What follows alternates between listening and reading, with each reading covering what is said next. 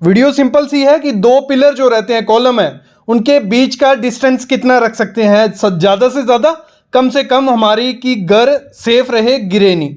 तो जैसे आप सामने देख रहे हो, ठीक है, काफ़ी पिलर्स आपको दिख रहे होंगे, जगह कम है। क्या इतने पिलर्स सही है एक जगह पे देना या गलत है? दूसरा, इस वीडियो में मैं आपको बताऊंगा कि 1 स्टोरी का घर है, 2, 3 या 4 स्टोरी का घर है, कम से कम छोटा से छोटा पिलर कितना दे सकते हो, सरिया क्या देना है, कंक्रीट कौन सा डालना है, वो आगे मैं बताने वाला हूं। पहला मुद्दा यही है हमारा कि दो पिलर के बीच का डिस्टेंस कितना रखना है। देखो, ये काफी चीजों पे डिपेंड होता है। ये नहीं है कि आप डिसाइड कर सकते हो कि मैंने 15 फुट दे दिया, 16 फुट दे दिया, अब मेरी बिल्डिंग कमजोर नहीं है, गिरेगी नहीं, क्योंकि सर ने बोला था या IAS कोड ने कहा था। देखो, मैं आपको क्लियर करता हूं। देखो, कभी भी आपको घर की कंस्ट्रक्शन करवा रहे हैं, कम से कम 5 से 6 फीट से कम, मतलब 5 से 6 फीट मैक्सिमम डिस्टेंस उनके बीच होना ही होना चाहिए। 5 फीट से कम में अगर पिलर दे रहे हो तो उस पिलर का कोई फायदा ही नहीं है, उसकी कोई जरूरत नहीं है। देते हैं जहां जरूरी हो, लेकिन मोस्टली आपको 5 से 6 फीट के अंदर नहीं देना है। और ज्यादा से ज्यादा आपको दूर पिलर कितना देना है, वो देना होता है 14 से 15 फीट। देखो, 14 से 15 फीट से ज़्यादा अगर आपको पिलर दूर देना है तो उसके लिए काफ़ी चीज़ें डिसाइड करनी पड़ती हैं। फिर पिलर का साइज भी बड़ा होगा, और हमारा मोस्ट इंपॉर्टेंट चीज़, बीम मोटा हो जाता है। जितना पिलर दूर करते जाएंगे उतना बीम हमें मोटा देना पड़ेगा। ये पहली शर्त होती है कभी भी आपको पिलर दूर देना है।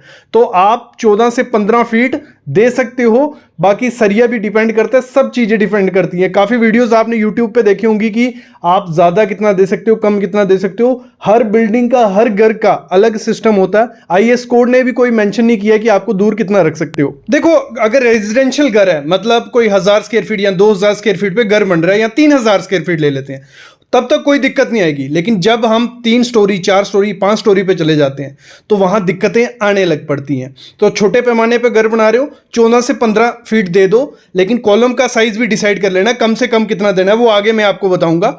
और साथ ही साथ एक टिप मैं जरूर आपको दूंगा, पिलर का साइज ना खुद डिसाइड करो, ना अपने ठेकेदार को डिसाइड करने दो।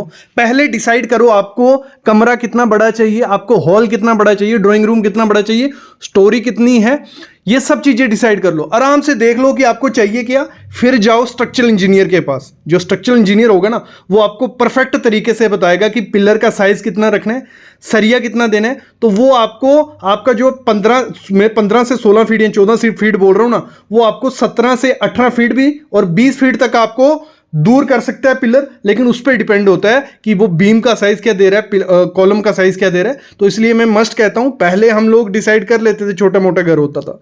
अब इन्वायरमेंट क्या हुआ, हार्श होता जा रहा है। तो आर्किटेक्ट और स्ट्रक्चरल इंजीनियर को जरूर अपने घर में मस्ट रखो जब भी घर की कंस्ट्रक्शन करवाओ। ये बात हो गई कि कितना कम से कम, ज्यादा से ज्यादा दे सकते हो अगर खुद से डिसाइड करना है। अभी मैं बताता हूं कम से कम आपको पिलर का साइज क्या रखना है, 1 स्टोरी के लिए, 2 स्टोरी के लिए, 3 स्टोरी के लिए।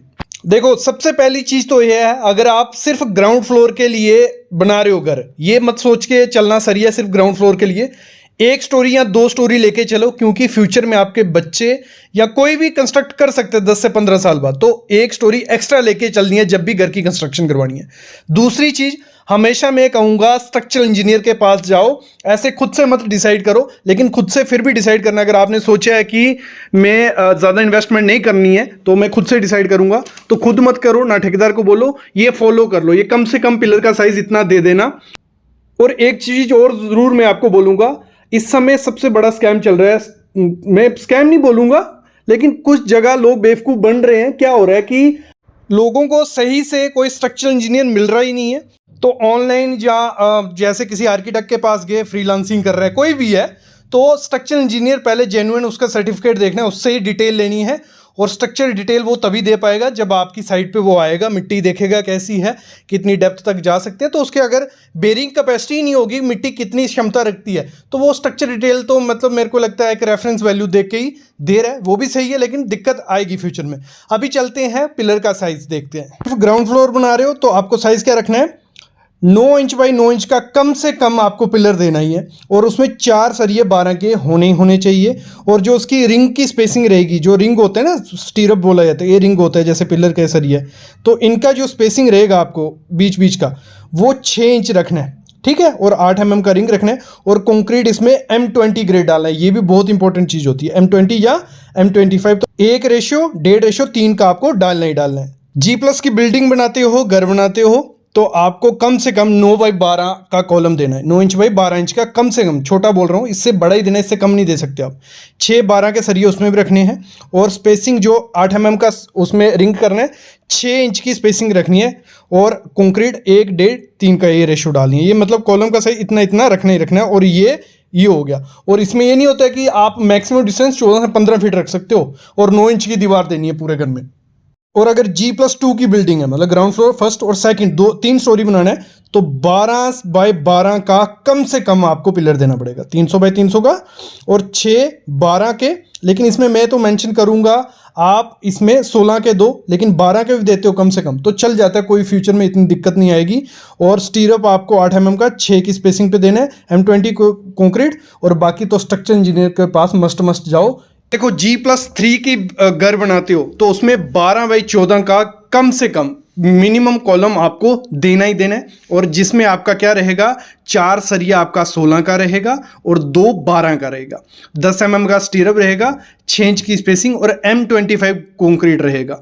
तो ये हो गया। अगर आप 9 इंच की दीवार दे रहे हो चारों तरफ, मतलब load bearing plus frame structure मैं इसको बोलता हूँ, इस तरीके से बनाते हो, कम से कम इतना पिलर का साइज दे देना। इससे छोटा दोगे तो दिक्कत आ जाएगी। छोटा दे सकते हो अगर आपको आपका स्ट्रक्चरल इंजीनियर बोलता है, वो कुछ देख के ही बोलेगा, तो ये चीजें होगी। तो मैं मस्ट यही कहूंगा लास्ट में, घर की कंस्ट्रक्शन जब भी करवाओ, आर्किटेक्ट और इंजीनियर जरूर करो, जेन्युइन वाला करो, सस्ते के चक्कर में मत पड़ो। थोड़ा बहुत इन्वेस्टमेंट होता है, जो जेन्युइन इंजीनियर या स्ट्रक्चर इंजीनियर होगा थोड़ा पैसा आपसे ज़्यादा लेगा, लेकिन अच्छा काम करके आपको देके जाएगा। और सर्टिफाइड वही होता है, एक बार देख लेना स्टैंप वगैरह उनकी है या क्या बैकग्राउंड है, वो सब चीज़ें देख के ही किसी से काम करवाना।